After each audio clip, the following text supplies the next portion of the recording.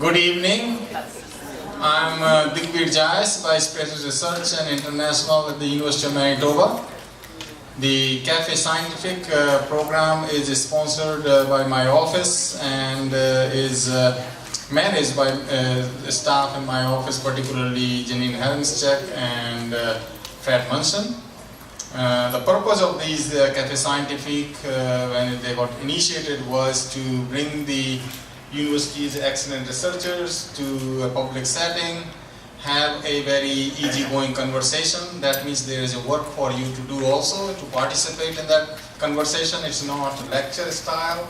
They would give you a brief overview, and the moderator this evening would give you the more ground rules. The topic today, which has attracted you, is the Choosing Wisely, why more medical tests are not always better. And tonight's expert will be sharing their perspective on that particular topic. And I would like to introduce your moderator for this evening, who will tell you more about the panelists and also will tell you some of the ground rules that will guide the discussion this evening. Dr. Eric Wom is a professor of surgery in the Rady Faculty of Health Sciences. He works at the Concordia Hip and Knee Institute, where he specializes in primary and revision hip and knee replacement surgery. His areas of research interest include access, appropriateness, effectiveness, and safety of healthcare, clinical registries, clinical trials, implant retrieval analysis, and radiographic stereometric analysis. He currently chairs Manitoba's Provincial Orthopedic Standards Committee and the Advisory Committee of the Canadian Joint Replacement Registry. He serves as medical advisor to the Winnipeg Regional Health Authorities, Orthopedic Waitlist, Joint Replacement Registry, and Central Intake Program. He is also a member of the George and Fahey Center for Healthcare Innovation, where he serves as director of their health system performance platform. He is a co-lead for Manitoba's Choosing Wisely initiative. Please welcome Dr. Eric Wom as your moderator for this evening. Thank you for the introduction and kind words. And again, thank you for the university's support of this event. Thanks for coming out. I'd also like to thank Sarah and Michelle for their hard work and support of the university in this process. So as Digbir mentioned, I do have some ground rules that have been laid out for me. I'm going to share with you so we're on the same page, right? So each of the three panelists you see here will speak for 5 minutes about their perspective on Choosing Wisely campaign. And after they've all spoken, I'll open up the floor to discussions. I'll walk around with the mic so you can ask questions of our panelists. And certainly your participation is an important part of this evening. We are recording this presentation for later uploading on the Café Scientifique website, and a link to the video will be available on the Manitoba website later on this week. So after the speakers have spoken, I'll take questions up to about 8:25, at which time we'll wrap things up. No? Yes. It's in the ground rules. So I have to read them out. There's food over here if you haven't found the food already, so please help yourself and eat the food because we can't take it all home. And there's also evaluation forms on your chair, so please fill those out. They're very useful for us in planning this kind of event and improving things. And just a reminder for everybody, before we get started, that this is a discussion forum, and we ask that you do not ask for specific advice on medical conditions and so forth. It's a general discussion of the Choosing Wisely campaign. So as we've mentioned already, we're gathered here today to talk about the Choosing Wisely Canada campaign. And it's a health education campaign started in 2014. And it aims to help physicians and patients engage in conversations about unnecessary tests, treatments, and procedures. And this is to help people make informed and effective choices to ensure high quality care. The campaign is based upon the notion that unnecessary tests, treatments, and procedures often do more harm than good. They result in poorer clinical outcomes and can result in significant waste in the Canadian healthcare system. Unnecessary tests, treatments, and procedures can take away from care by potentially exposing patients to harm, to leading to more testing to investigate false positive tests, and by contributing to unnecessary anxiety and costs for patients. So central to the campaign are lists of 5 things physicians and patients should question. And these top 5 lists have been developed by the national medical societies across Canada, and they're available on the Choosing Wisely website. There's quite a few recommendations now. Now, equally important to the list, of course, is the role of patient education and the need to dispel the myth that more care is better care. And certainly a recent CIHI report looking at 8 recommendations found that up to 30% of tests were not necessary. So this really is an important issue across Canada. So on that note, I'm going to introduce our 3 speakers from my left to right here.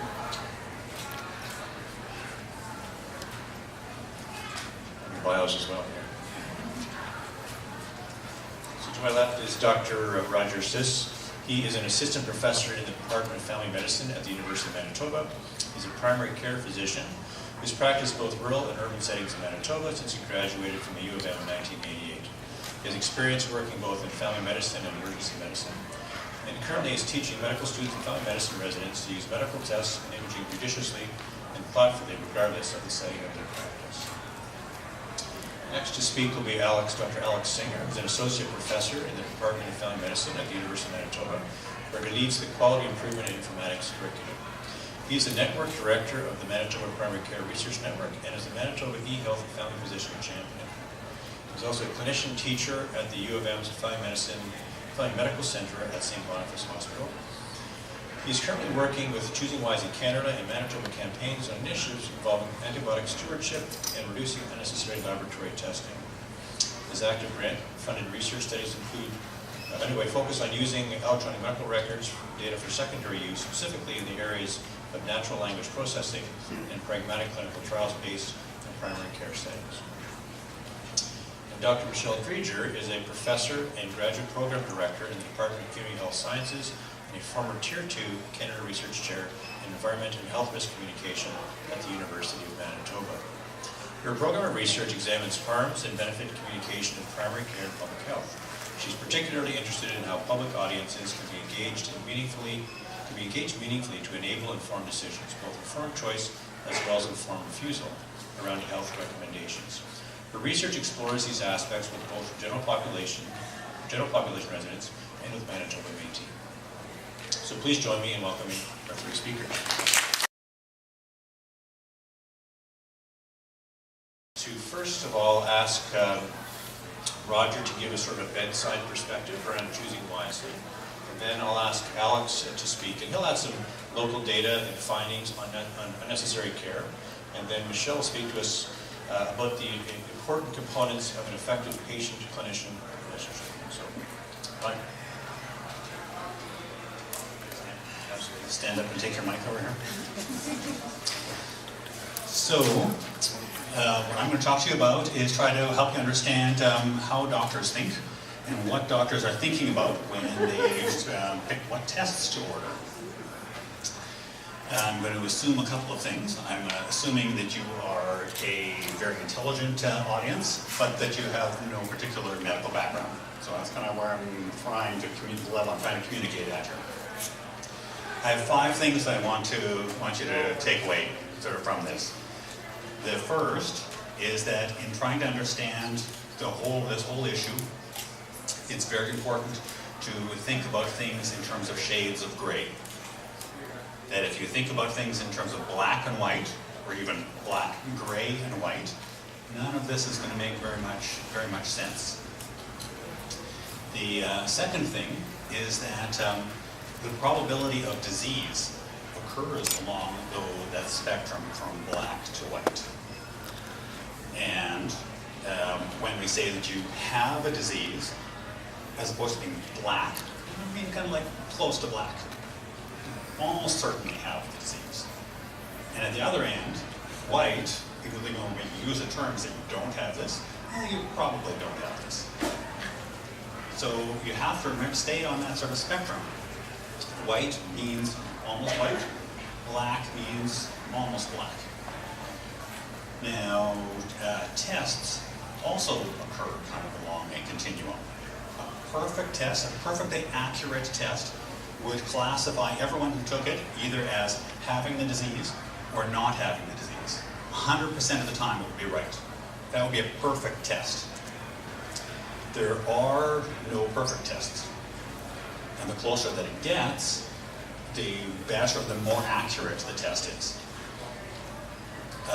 But it's important to understand that not only can tests be falsely negative, tests can also be falsely positive. So what does that mean? It means the test says that you have the disease and you don't. That is one of the big risks of tests. You may think that kind of, well, it's not my money anyway, the government's sort of paying for it, maybe I get a little bit of radiation. One of the big risks is that if you get tested and you don't need it, is that you will have a false positive test. And that may mean that you get treatment that you don't need, and you're exposed to the risks of all of those treatments. So when you put all those things together, you've got a problem. Because if your probability of having the disease occurs along a continuum, and if you are at the almost zero end and you get the test, you are more likely to have a false positive test than you are likely to have a true test or a truly positive test. So that test can do you significant harm if you're at the very low end, if you're at the almost zero end of that scale. So doctors need to identify who to do the test on. So we need to do the test on people who are really kind of in the middle of that gray zone. And the way that we do that is are called red flags. So red flags could be symptoms, could be family history, or there are other factors that tell us as physicians that you are in the gray zone. And if you're in the gray zone, then the test is a good idea. If you are in the nearly white end, the test is probably not a good idea. So to just run this through, sort of, if you think of like one patient, imagine a patient came to see me this last week. A young man, headaches, and he's concerned that he has a brain tumor. So one of his problems is that he is thinking about this, not in terms of the continuum, he's kind of thinking about this in terms of white, gray, or black. And he's kind of going, well, I know that there are some people, young people who have brain tumors sometimes. I know my probability isn't actually zero. And therefore he goes from there to kind of say, so I guess it's gray. And he jumped over to like the 50% range. And he wants to see about getting the test because he wants his risk to be absolutely zero. So he comes to see me. I'm going to use those red flags to try to identify whether he has any sort of risk factors. And most young people won't have any of those. And I will tell them that I don't think that he needs that test. If we go ahead and do that test anyway, we could have serious problems because he probably doesn't have a brain tumor, but he could have a false positive. We could find something on that CT scan of his head that has been there his whole life. Never bothered him. It's just this like thing that was like sitting there. But on the CAT scan, I can't tell the difference whether it's a brain tumor or not. Now he has to have further testing.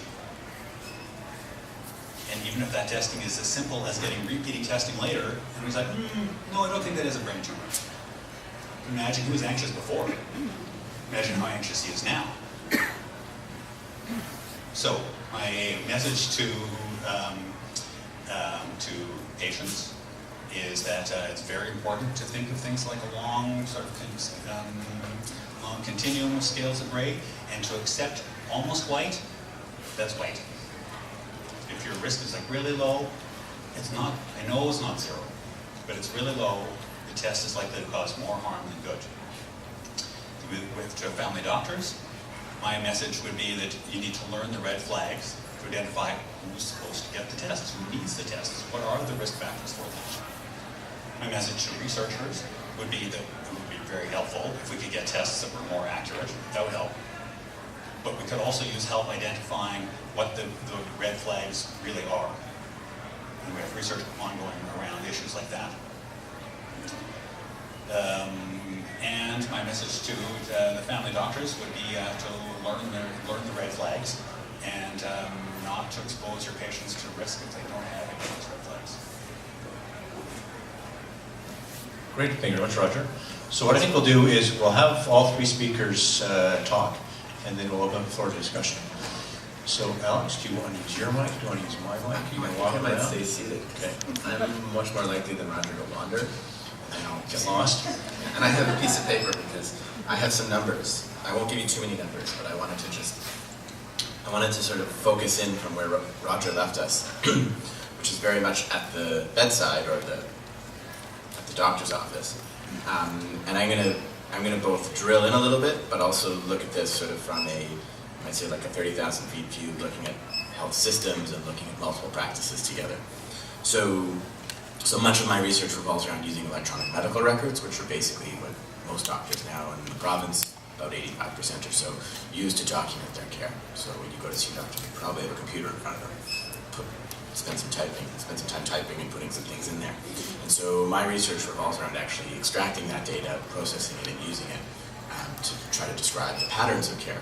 And one of the patterns that I've looked at, and that we looked at specifically around Choosing Wisely, is when certain tests or treatments are being used in a way that suggests that they're probably unnecessary. And I don't like the term unnecessary, but I'll use it occasionally, and I think when I say unnecessary, what I'm really meaning is potentially unnecessary. Because we actually don't have talking about tests, we don't have this specificity, we don't have a specific enough measure when we look at all these records together to know, is an individual test definitely unnecessary or definitely necessary, but we can look at some of the patterns, and that's what some of the work I've done has done. So Eric mentioned about Choosing Wisely Canada, which has a series of lists, and a number of those tests on those lists are relevant to primary care. And so what we did was we looked at 4 specific tests and treatments, 2 tests and 2 treatments. The treatments related to using antibiotics for infections that were likely to be viral. So antibiotics are really good drugs if you have a bacterial infection. If you use antibiotics for conditions that are viral, well, they don't work and they expose people to harm. The other treatment we looked at was the use of a particular type of drug used for psychotic diseases, but used in the presence of older people who have dementia. And when you use antipsychotic drugs for patients with dementia, you have to be really careful about who you choose and how often you use those medications, because they actually cause significant amounts of harm. The challenge is they're sometimes very useful. So there's kind of you might say like a sweet spot, where if you're using these drugs judiciously, you can actually sort of maintain some health of patients, and they can be a benefit. But if you use them sort of non-judiciously, they can actually cause quite a bit of harm.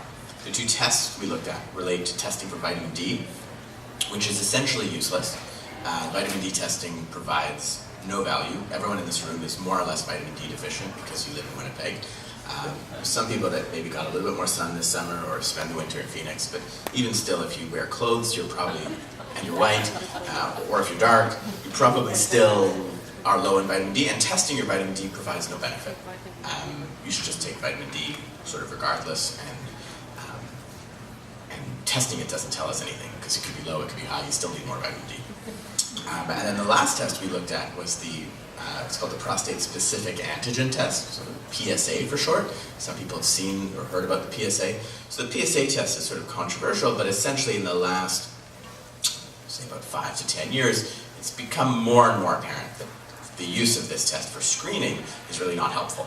It actually causes more harm than good from a screening point of view. So screening means using the test for healthy people, not people who we suspect have disease. So somewhere on that spectrum where Roger talked about, screening tests get done for everybody. Whereas if you're using it for people who have symptoms, it's a slightly different story. So we looked at those 4 treatments. And we did this assuming that we would find a fairly high frequency, because there's, as Eric mentioned, some studies from Canada that show about 30% of the care that's delivered in some measures is potentially unnecessary. And there's some American studies that say about the same thing. It's about 20 to 30% of the care that's delivered is probably not improving patients' lives and extraneous and probably just causing more harm than good. And that's hard, because to find that 20 to 30% is actually trickier than you might imagine. So what we did was we actually looked at the electronic medical records. We looked at those four treatments and tests, or the two tests and the 2 treatments.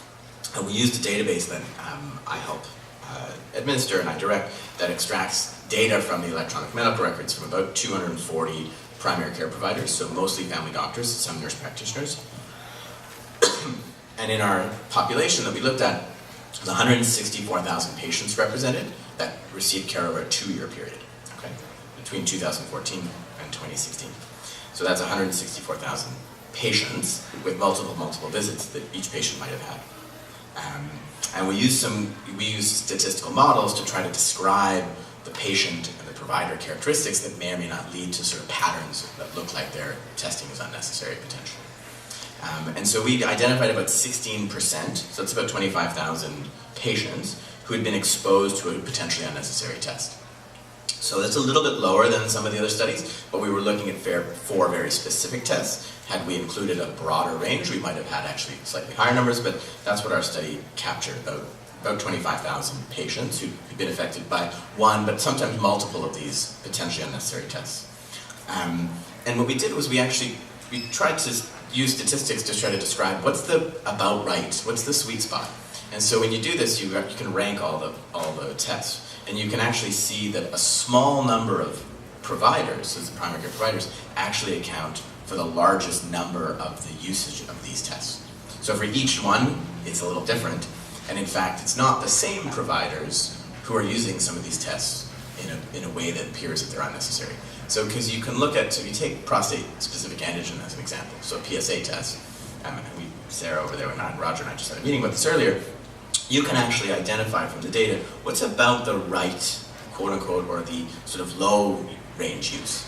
And that ends up being about 5% of a person's practice, if they have an average-sized practice, or somewhere in the range of about 50 tests a year.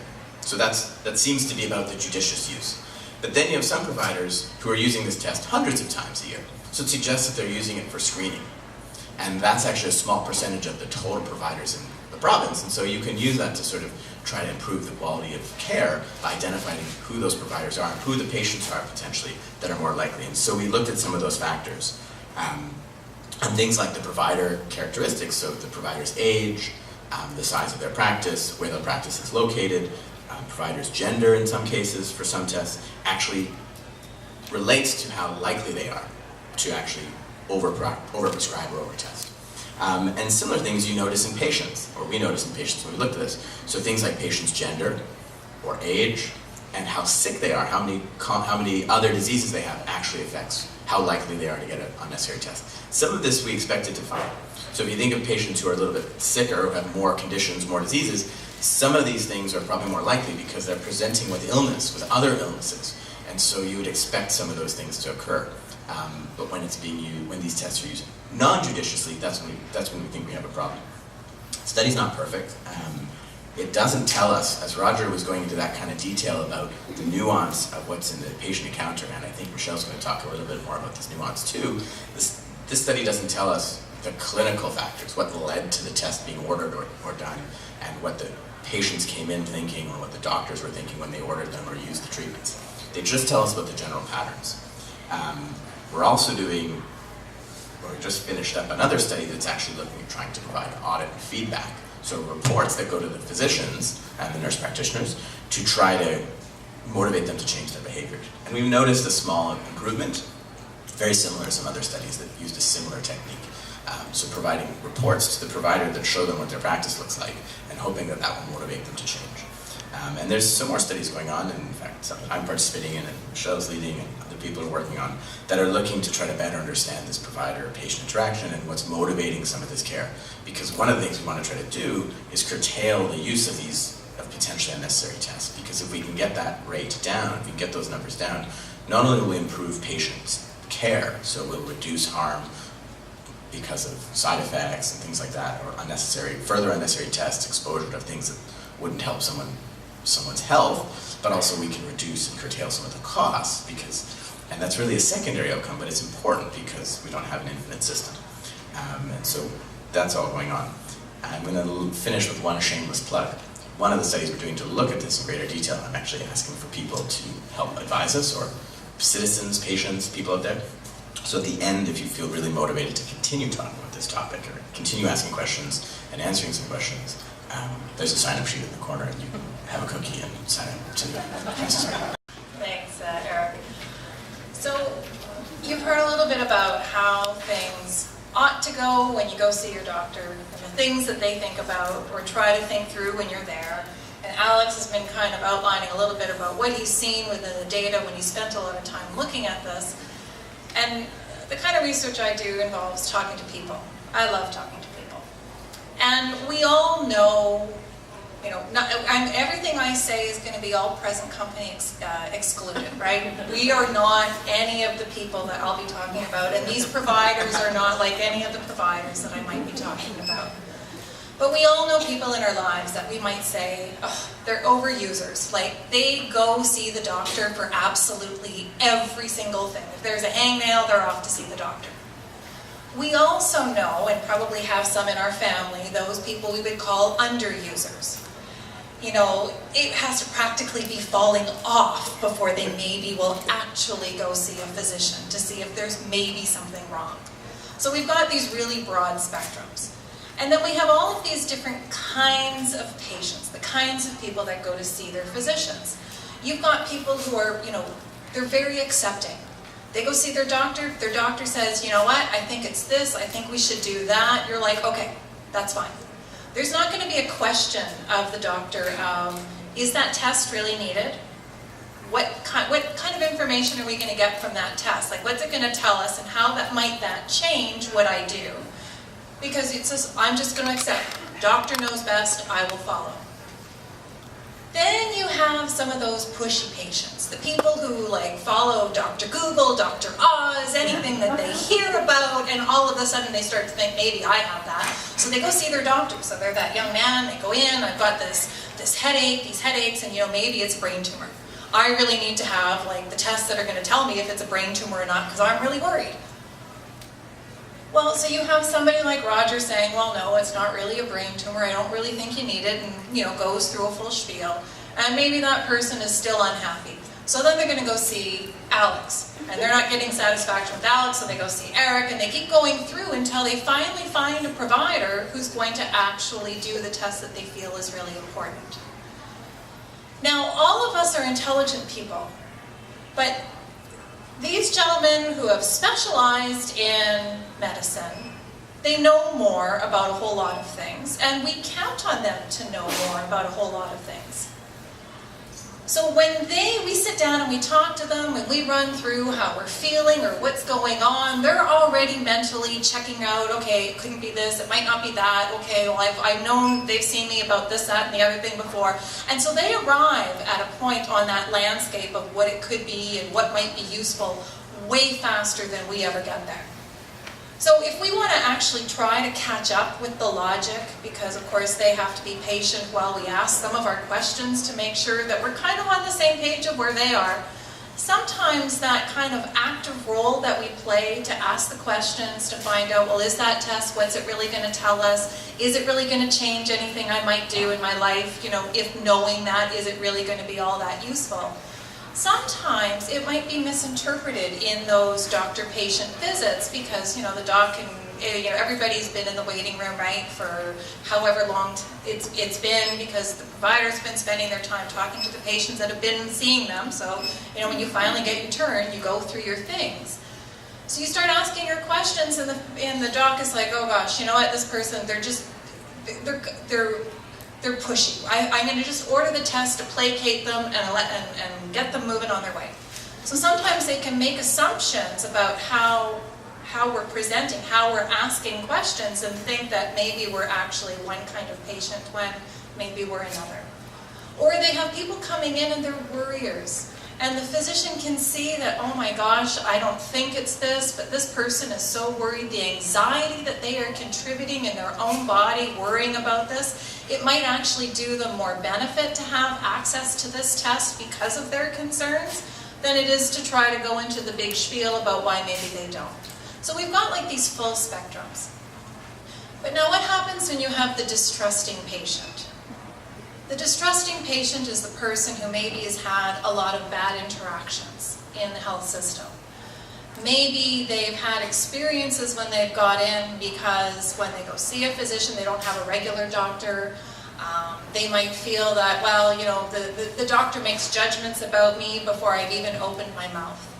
Maybe it's because I look poor. Maybe it's because I look Indian. Maybe it's because whatever. They have distrust. And maybe it's even at a subconscious level. They don't even know why they're distrusting of what's happening, but there could have been some, you know, long-standing trauma that they've underwent from within families, residential schools, with children being removed, with other kind of environmental harms, with newcomers that come to the country where they've gone through refugee camps and other things. There was a whole litany of things that are going on in this really short interaction with a physician and trying to figure out what's going to be the most necessary for you or not. So in that situation of a distrusting patient where they go in, and now the doc says, no, we really don't think you need to do this. Well, if that person hasn't seen a physician regularly, they might be presenting with some symptoms, and so as Roger goes through his things, he might be thinking, well, there's really no red flags. But Roger doesn't really know me all that well, so maybe if I had also explained these other things that I've seen different providers for, then maybe that might have formed a red flag. So it gets missed. And the thing that you want to make sure that comes out of initiatives like Choosing Wisely is making sure that we do this thoughtfully, that we do this sensitively, that it's, you know, nobody in the system is an automaton. Everybody is trying to do the best they can, but we want to make sure, and the reason we do the kind of research we do is to make sure that there is still trust at the end of the day. That when you go see your provider, and if your provider says, you know what, you don't need to have this yet, I think what we really should do is maybe wait, but we'll monitor it. And as long as you walk out of that feeling, okay, the doc has my back, the doc is looking after my health as much as I want my health to be looked after, that's a good outcome. It's when you walk out thinking, they're not ordering it because my life doesn't matter. They're not ordering it because they don't think I matter. And then you start to lose that trust. It's those areas which are the kind of research that many of us have gotten into around this to ensure that it is seen in the best way. We're using the test judiciously, that we're not using treatments unnecessarily, causing people and exposing them to unnecessary harms, but doing it in a way that's thoughtful. So that's it for me. Thank you very much to our three speakers. So I'm going to take the moderator's prerogative and ask the first questions of our speakers, then I'll open up the floor to discussion. Roger, you've used the term red flags. Perhaps you can help me understand a bit better exactly what a red flag is. If I come to you with some low back pain, for example, I might be asking for an x-ray of my back. What kind of red flag would you be looking for to persuade me from not having a back x-ray, for example, as you would do? Well, like a foot. I'll switch examples. I'll go back to my headaches. For reasons I won't explain. So there is a list of red flags for headaches, which can identify who is at risk, who is out of the sort of like on the near zero end of the spectrum, and therefore needs further testing to find out whether they're at risk or not. So as it relates to headaches, like that list is, there's a mnemonic for remembering it. It's SNOOP, which is, S is about systemic factors, so fever, weight loss, systemic disease, so HIV, cancer. N is for someone who has like neurologic symptoms. So those at the dramatic end would be things like seizures, one part of your body doesn't work right, kind of losing sight in sort of one eye all of a sudden. Sometimes so there's a whole list of those. Let's see which other ones to talk about. Age, sort of new onset of headaches beyond age 50. A change in the pattern of you've had headaches forever, but all of a sudden they're sort of very different. So some of them are symptoms, some of them are things that are like physical findings on examination. Some of them are family history. Those are the kinds of things. So if I come to you and don't have any of those red flags, it's fairly safe to assume I don't have something bad going on in my head and need a CT scan. Right. As long as you understand that we're talking about those shades of gray, so we're talking about the near zeros or N, which also means that we will not get 100% So that one of the things you have to realize inherent in that strategy is that there are going to be times when there are 20-year-old men who go to see their doctor, have no red flags, and a couple of them in the population are going to have brain tumors. But if we went and took a strategy of trying to get 100%, at some point you start to get more false positives. You start to cause more harm trying to get those last few. So that there is a benefit to pursuing the middle part of the spectrum, and as you really try to push it to try to get to 0%, you cause more and more harm in those last few percent. Thank you. So as a question I wanted to ask you, Alex, is this concept of a false positive test leading to unnecessary interventions or harms. You give an example of PSA. You want to use that example, talk about what a false positive test is and how it might lead to bad side effects from further testing, or another example if you like. Yeah, so with the PSA test, I think one of the issues is that because the blood test, the immediate response is, well, the test isn't that harmful, right? Like, it's just a poke. Like, I don't mind. That's not that harmful. Like, I get a little bruise, it hurts for a few seconds, I lose a milliliter of true blood. Like, that's not so bad. Those aren't real harms. And the real harm of the PSA test actually comes in what we call the downstream effects. That's actually one of the things I'm going to be studying in that thing that you should sign up to help me with, is the downstream impacts. And so for the PSA test, the kind of downstream impacts that we see is because the test has a lot of false positives, what you end up doing is a lot of unnecessary secondary investigations. And so it's the tests that come from that initial false positive, sometimes called a cascade of tests, that those tests are the ones that cause harm. So in the case of PSA testing, the most common secondary test is to go do a biopsy. So a biopsy means putting a needle or some kind of surgery to take a piece of the prostate out. And the prostate is in a pretty sensitive area. Only men have prostates. It's in a fairly sensitive area. And so the consequences of those biopsies are things like incontinence, so not being able to hold in your pee, impotence, so not being able to get an erection, which men often don't like very much, and infection, so getting a bad infection, and bleeding. So those things are all pretty bad. And those happen at pretty low rates. But then the biopsy itself also has risks, because the biopsies often have false positives. So a certain percentage, and I don't remember all the numbers off the top of my head, but then a certain percentage of those biopsies will be a false positive. So if you biopsy 1,000 men, you're going to get several hundred false positive biopsies, and that leads to an even riskier treatment, which is a surgery to take out the prostate. So then what happens is you take out the prostate, and now you've been exposed to all those same risks: incontinence, impotence, bleeding, infection, but at much higher rates. And often, the cancer that you removed wasn't actually going to harm that person, in terms of the fact that with prostate cancer, we know you're actually much more likely to die with prostate cancer than from prostate cancer.